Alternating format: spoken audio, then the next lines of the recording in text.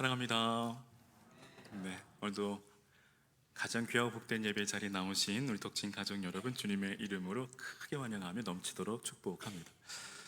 우리 옆에 계신 분들과 함께 우리 사랑과 축복의 인사 함께 나눕니다. 사랑합니다. 축복합니다.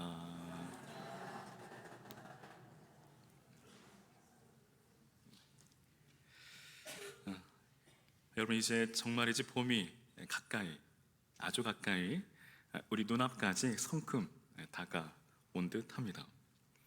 그러니까 여기저기 새싹들이 움트기 시작하고 또 꽃나무들이 꽃망울을 터뜨리기 위해 아주 바쁘고 분주하게 움직이는 듯 합니다.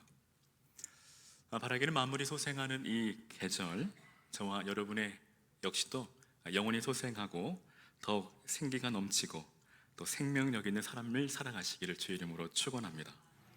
더 나아가 무엇보다 열매 맺는 참 신앙의 삶을 살아가시기를 주의 이름으로 간절히 축원합니다.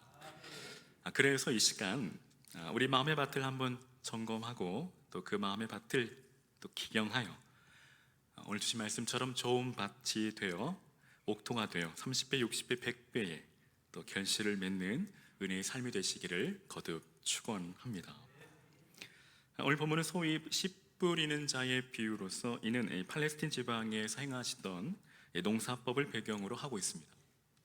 그러니까 예수님께서 비유로 말씀하시는 이유는 모든 사람들이 쉽게 알아듣기 위함이죠. 그리고 이 비유는 동일한 하나님의 말씀을 들을 때 서로 각기 다른 반응으로 나타납니다. 여기 네 종류의 마음의 밭에 대하여 소개하고 있는데 그 반응하는 사람들이 다양하다라는 것입니다. 그러니까 여기서 우리는 복음의 능력에 문제가 있어서라기보다는 도리어 복음을 받아들이는 사람의 태도, 그 마음의 밭에 문제가 있다라는 것이죠. 그러하기에 결국 구원받은 자와 구원받지 못하는 자가 양분된다라는 사실을 깨닫게 됩니다. 그럼 이제 이 씨 뿌리는 자의 비유를 좀 더 구체적으로 살펴보기 원합니다. 첫 번째는 길가와 같은 밭입니다. 그러니까 4절은 농부가 씨를 뿌린 이 씨앗이 길가에 떨어졌다라고 말씀합니다. 그런데 이 길가에 떨어진 씨를 이 새들이 즉시 날아와 먹었다라고 말씀하시는데, 그러니까 여기서 길가는 생명의 귀한 말씀을 듣지도 또 믿으려고도 하지 않고 그 말씀 자체이신 주님을 배격하는 이 강팍한 마음을 가리킵니다. 이런 마음을 가진 사람들에게는 결코 생명의 싹이 움틀 수가 없겠죠. 그렇다면 여러분, 이런 마음을 가진 자는 과연 누구일까요? 길가는 사람들의 왕래가 많은 고로 땅이 아주 딱딱하게 굳어져 있기에 씨가 뿌리 내리기 어렵습니다. 씨가 뿌리 내릴 사이도 없이 또 새들이 자유롭게 날아와 그 씨앗을 먹습니다. 이처럼 주님의 말씀과 은혜를 받고자 하지 않으면 사단이 그 은혜를 받을 기회마저 송두리째 빼앗아 간다라는 것이죠. 그러므로 먼저는 저와 여러분 안에 말씀을 사모하고 또 말씀의 그 은혜를 갈망하는 저와 여러분 되시기를 주의 이름으로 축원합니다. 더 나아가서 성경은 우리의 마음이 강박해지지 않도록, 즉 돌과 같이 굳어지지 않도록 늘 경계하라고 말씀합니다. 그러니까 히브리서 4장 7절에 오늘날 너희가 그의 음성을 듣거든 너희 마음을 강팍해 하지 말라고 경계합니다. 여러분, 마음이 왜 단단한 길처럼 강팍해질까요? 왜 돌같이 굳어지는 걸까요? 그 이유는 하나님의 뜻을 순종치 않는 잘못된 습관 때문입니다. 그러니까 구약의 이 출애굽한 이 출애굽 1세대 이스라엘 백성들은 걸핏하면 불순종하고 불신하고 원망하고 불평하는 습관을 지녔습니다. 그래서 그 결과 그들은 가나안 땅을 코앞에 두고도 가나안 땅에 들어가지 못합니다. 심지어 출애굽 1세대는 광야에 묻히고 말죠. 이처럼 하나님의 뜻에 순종하지 않고 말씀과 기도 그리고 예배의 삶을 멀리한다면 세상 풍조가 또 세상의 가치가 그 마음을 지배하게 된다는 것입니다. 그래서 하나님의 뜻이 그 마음에 싹도 내지 못할 정도로 불신앙이 그 마음을 다져놓게 된다는 것이죠.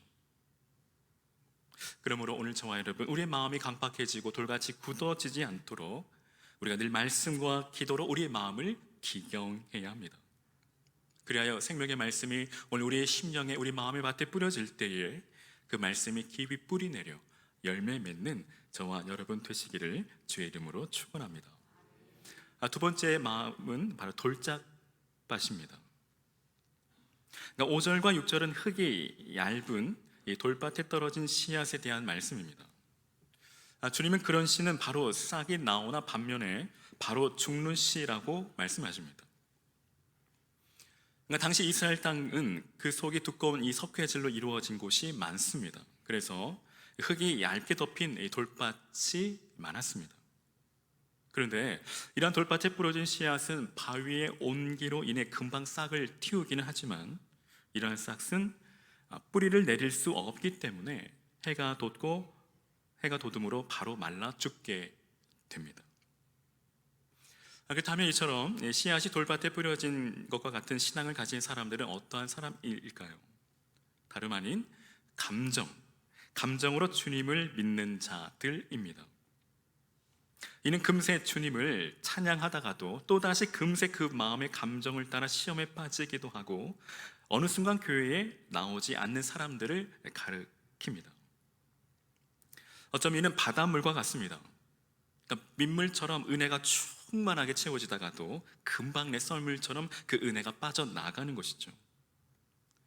그러니까 이런 자들의 특징이라고 한다면 은혜는 받았지만 그 삶에 이후가 없습니다. 즉 이전과 이후의 삶의 변화가 없다라는 것이죠.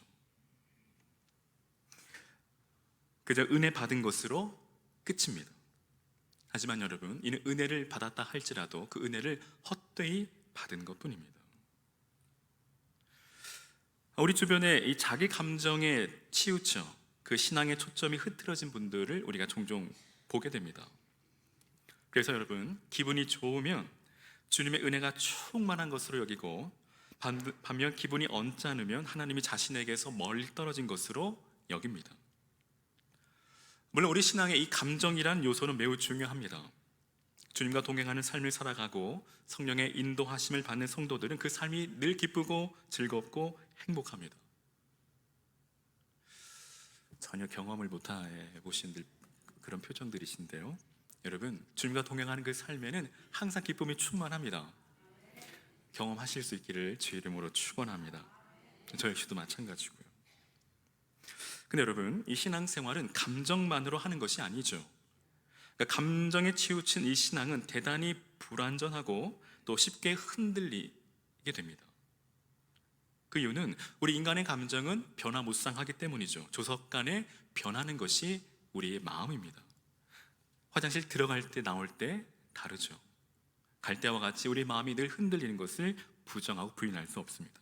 그러니까 조그만 일에도 쉽게 흔들리는 것이 바로 우리의 마음이죠. 그러므로 우리의 신앙의 근거를, 그 기준을 우리의 감정에 두어서는 결코 안 된다는 것입니다. 여러분, 성경은 진정한 성도는 환난 중에도 즐거워한다라고 말씀합니다. 즉 감정뿐 아니라 우리의 지식 또한 우리 의지적으로 전 인격적으로 주님을 섬기는 것이 바른 신앙이라는 것이죠. 그래서 여러분, 골로새서 2장 6절과 7절에 그러므로 너희가 그리스도 예수를 주로 받았으니 그 안에서 행하되 그 안에 뿌리를 박으며 세움을 입어 교훈을 받은 대로 믿음에 굳게 서서 감사함을 넘치게 하라고 권면합니다. 다시 말해 내 감정이 어떠한 상태에 있든지 주님의 그 확실한 약속의 말씀을 믿고 그 말씀을 따라 살아가라는 것입니다. 그러므로 우리의 신앙을 그 뿌리를 우리의 감정에 내리지 말고 오직 하나님의 그 말씀에 우리의 신앙의 뿌리를 깊이 내려 뿌리 깊은 나무처럼 견실하여 흔들리지 않고 늘 성장하고 열매 맺는 저와 여러분의 삶이 되어주시기를 주의 이름으로 간절히 축원합니다. 계속해서 이 새 속에 마음에 물들면 가시떨기와 같은 마음으로 변질된다라는 것입니다. 7절에 이 가시떨기 밭에 대한 설명입니다. 이 가시떨기는 이 팔레스틴에서 사시사철 볼 수 있는 잡초의 종류입니다. 그러니까 그 종류도 약 200여 가지나 된다고 합니다. 그러니까 가시떨기는 밭에도 산에도 우거져 있습니다. 참고로 모세 역시도 이 불붙는 가시떨기 속에 하나님을 만나게 되죠. 그런데 이 가시떨기는 이 다른 식물에 비해 성장 속도가 매우 빠르고 햇볕을 가릴 뿐 아니라 또 가시들이 많기에 가시떨기가 자라는 곳에 떨어진 씨앗은 비록 싹은 틔울지라도 제대로 성장하지 못하고 결실하지도 못합니다. 그러니까 이런 의미에서 이 가시떨기는 말씀의 씨앗의 성장을 방해하고 결실치 못하게 하는 신앙의 매우 장애적인 요소라고 할 수 있습니다. 그러니까 누가복음 8장 14절에 이 성경은 이러한 이 신앙의 신앙적 이 장애 요소를 이생의 염려 그리고 재물, 향락이라고 말합니다. 한마디로 이 세상 모든 이 세속주의를 추구하고 이 세대를 본받는 삶을 말하는 것이죠. 그 다음에 어떤 사람들이 이 가시떨기 밭과 같은 마음을 가진 신앙일까요? 그러니까 요한복음 6장에 이런 자들이 등장합니다. 그러니까 주님께서 광야에서 오병이어의 기적을 베푸시자 수많은 사람들이 주님을 찾고 주님을 따르기 시작합니다. 그러나 주님께서 썩지 않는 영생의 양식을 구할 것을 그들에게 비로소 가르치시자 그곳에 모여있는 수많은 사람들이 실망하고 주님을 떠나기 시작합니다. 그들은 영혼의 구원이 아니라 물질적인 이 축복을 얻고자 주님을 따랐다가 주님의 그 목적을 알고는 낙심하여 주님 믿는 길을 포기한 것이죠. 근데 여러분, 우리 주위에도 이런 사람들이 있습니다. 영원한 진리와 또 영원한 생명보다 이 세상의 축복과 이 세상의 명예와 이 세상의 부와 이 세상의 성공을 추구하고 얻으려 예수를 믿고 쫓는 사람들이 있다는 것입니다. 그러나 여러분, 성경은 부하려고 하는 자들은 온갖 시험에 들게 되어 사단의 가시에 찔리게 된다라고 경고합니다. 오히려 예수님은 먼저 그의 나라와 그의 의를 구할 것을 우리에게 요구하시죠. 하지만 이 가시떨기와 같은 마음을 가진 자들은 언제나 무엇을 먹을까, 무엇을 마실까, 무엇을 입을까 염려하고 고민하고 또 그것을 추구하며 살아갑니다. 그 결과가 무엇일까요? 그 결과 여러분, 주님을 은 30에 판 가룟 유다처럼 그 신앙이 변질되고 타락하게 된다는 것입니다. 결국 이들은 영생의 길로 가지 않고 결국 사망의 길로 또 믿음의 경주에서 낙오자가 되어 하차하는 자들입니다. 조금만 문제가 생기거나 주님 때문에 손해보는 일을 만나면 타락하거나 즉시로 주님을 떠나버리고 맙니다. 즉 자신의 욕구가 자신의 욕망이 채워지지 않고 자신의 뜻과 바람들이 이루어지지 않으면 오늘 이스라엘 백성들처럼 불만하고 불평하고 하나님을 원망하며 하나님을 떠나는 사실입니다. 바라기는 오늘 우리들은 이 땅이 아니라 이 땅에 속한 것들을 구하며 이 세상에 소망을 두고 살아가는 삶이 아니라 오직 영원한 생명과 하나님의 나라를 표대로 삼고 살아가시기를 주의 이름으로 축원합니다. 여러분, 이 땅을 주목하고 이 땅을 바라보며 살아가는 자는 결국 이 땅에 묻히게 됩니다. 하지만 저 천국을 소망하며 위에 계신 주님을 바라보며 나아가는 자는 반드시 영원한 생명에 이르게 됩니다. 믿으시면 아멘.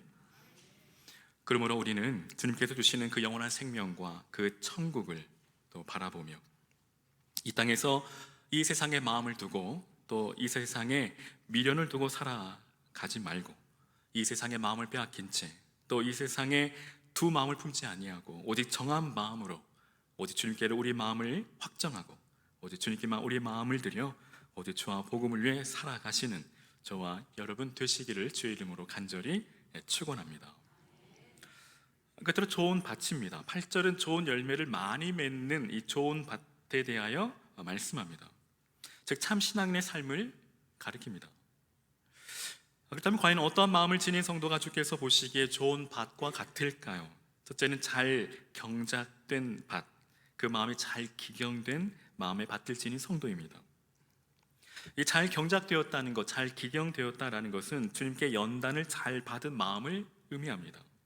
그러니까 연단이란 이 말의 뜻이 불에 달구어 두드리는 것을 의미하죠. 이는 불순물을 완전히 제거하고 더욱 단단하게 만들기 위한 과정입니다.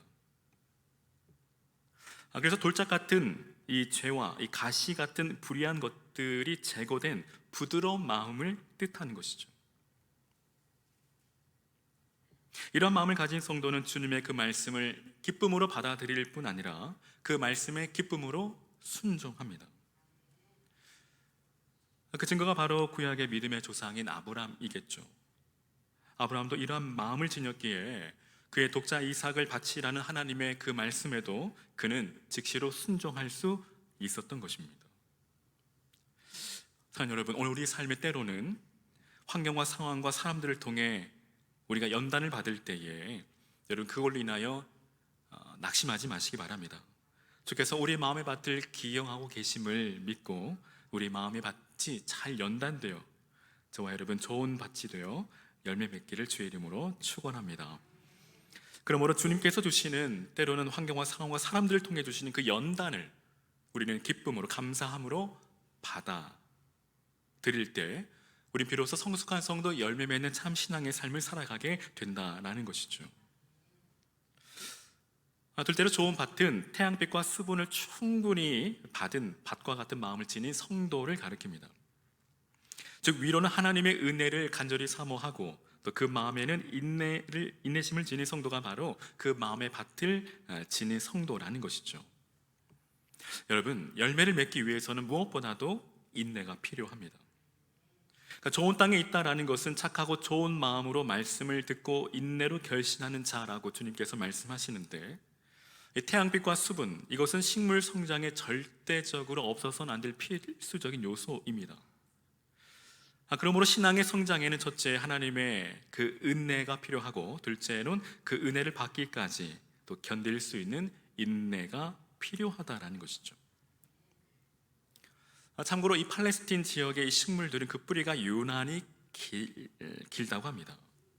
그러니까 어떤 식물은 그 뿌리의 크기가 식물의 크기의 8배나 되는 것들도 있다고 하는데, 그 이유는 땅속 깊은 곳에 있는 이 지하수의 물을 얻기 위함입니다. 곧 그 뿌리가 바로 이 성도의 신앙의 인내심이라는 것이죠. 여러분, 인내는 믿음의 또 다른 얼굴입니다. 결국 신앙이란 인내입니다. 끝까지 참고 견디는 자, 인내하는 자만이 최후 승리를 얻게 됩니다. 그래서 이 땅에 사는 동안 성숙한 성도는 어떠한 환난 중에도 즐거워합니다. 그 이유는 환난은 인내를, 인내는 연단을, 연단은 소망을 이루기 때문이죠.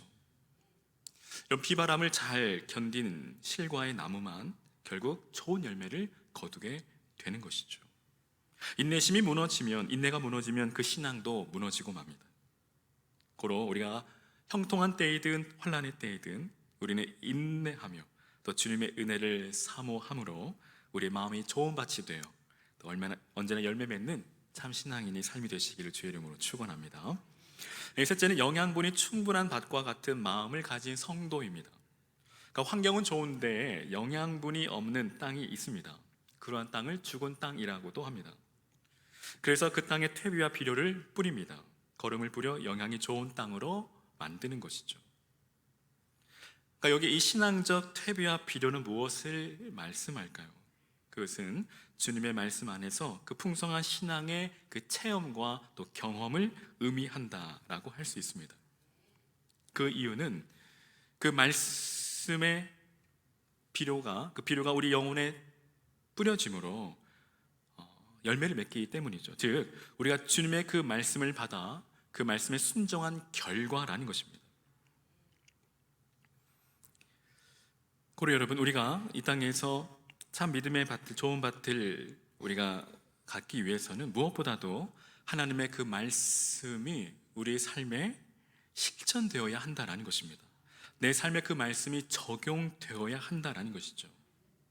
여러분, 하나님의 그 말씀이 우리 삶에 적용되고 실천되어질 때 그곳에 하나님의 놀라운 생명의 역사가 나타납니다.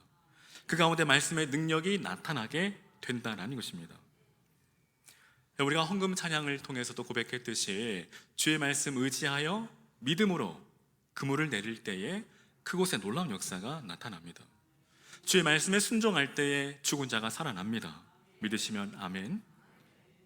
사랑하는 여러분, 하나님께서 우리에게 생명의 말씀을 주신 것은 오늘 우리로 하여금 그 말씀을 지키라고, 순종하라고 주신 것입니다. 바라기는 저와 여러분, 그 말씀에 오직 믿음으로 반응하여 순종함으로 여러분의 삶에 그 말씀을 통한 놀라운 역사가 날마다 나타나고 또 믿음의 산 증인으로 살아가실 수 있기를 주의 이름으로 간절히 축원합니다. 여러분, 오늘 말씀은 이 성도의 마음의 밭에 대하여 말씀하고 있습니다. 첫째는 길가밭이죠. 곧 완악한 마음입니다. 전혀 말씀을 들으려 하지도 않고 말씀에 전혀 무관심합니다. 왜 그럴까요? 이미 내 안에 내가 가득하기 때문입니다. 내 안에 자기의 것으로 꽉 차 있기 때문입니다. 즉 내가 내 삶의 주인 되었기 때문이죠. 우린 그 상태를 교만이라고 말합니다. 두 번째는 돌짝밭입니다. 이 밭은 뿌리가 얇습니다. 그래서 말씀을 가볍게 받죠. 무겁게 받지 않습니다. 나에게 주신 말씀으로 받지 않습니다. 감동도 은혜도 받지만 그 말씀이 깊이 들어가지 않습니다. 세상 일에 분주하기 때문에 말씀에 대한 진지함이 없다라는 것이죠. 세 번째는 이 가시떨기 밭입니다. 세상과 연결된 이 고리를 끊어버리지 못하고 여전히 이 세상에 미련을 두는 마음입니다. 두 마음이죠.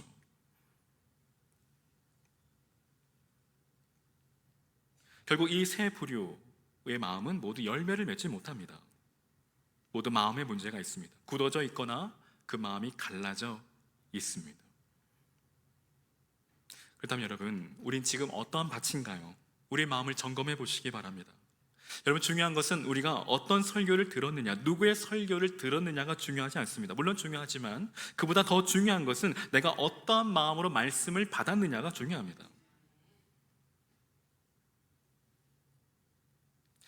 그렇다면 여러분, 계속해서 어떠한 땅이 좋은 땅일까요? 누가복음 8장 15절에 좋은 땅에 있다는 것은 착하고 좋은 마음으로 말씀을 듣고 지키어 인내로 결실하는 자니라고 말씀합니다. 결국 좋은 밭이란 하나님의 말씀을 듣는 것으로 그치지 않고 깨닫는 것으로 그치지 않고 그 말씀을 듣고 깨닫고 지키는 것입니다. 사랑하는 여러분, 우리가 말씀을 듣고 깨달았다면 그 다음 단계로 반드시 나아가야 합니다. 그 다음 단계는 무엇입니까? 바로 그 말씀에 순종하는 것이죠. 아무리 좋은 말씀, 아무리 은혜로운 말씀, 아무리 감동을 많이 받아도 그 말씀을 우리 삶에 구체적으로 적용하지 않고 실천하지 않는다면 그곳에 아무런 역사도 나타나지 않습니다. 아무것도 아닙니다.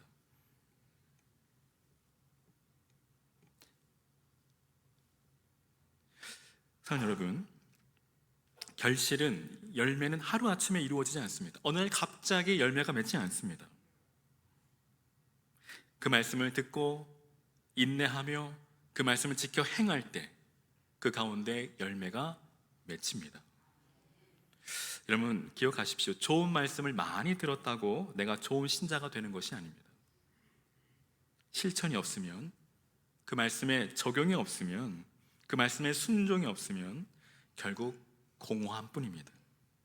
결국 그 신앙의 모든 활력을 잃고 생명력을 잃어버립니다.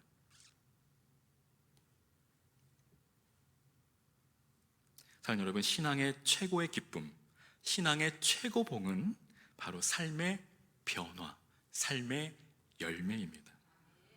사랑하는 여러분, 주님께서 마지막 때 다시 오실 때 여러분, 우리에게 무엇을 찾고 우리에게 무엇을 요구하실까요? 우리의 신앙의 연수가 아닙니다. 우리가 교회에서 어떤 직분을 받았느냐가 아닙니다. 열매가 있느냐 없느냐입니다. 여러분, 열매 없는 나무, 잎만 무성한 무화과 나무는 마지막 때 하나님의 저주를 받고 심판을 받아 결국 말라 죽게 되죠.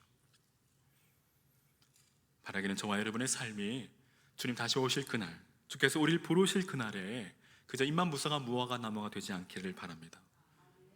주께 드릴 열매를 가득 안고 기쁨으로 영광 중에 주를 맞이하는 저와 여러분 되시기를 주님의 이름으로 간절히 축원합니다. 여러분, 사도 바울은 고린도전서 3장 9절에 너희는 하나님의 밭이라고 말합니다. 여러분, 씨앗이 아무리 좋아도 밭이 나쁘면 좋은 결실을 기대할 수 없습니다. 예수 그리스도는 당신이 뿌리신 그 생명의 씨앗이 오늘 우리 영혼과 우리 삶의 풍성한 결실을 맺기를 원하고 계십니다. 그리고 그 은혜에 합당한 삶, 그 은혜에 보답하는 것은 바로 그리스도의 열매를 맺는 것입니다.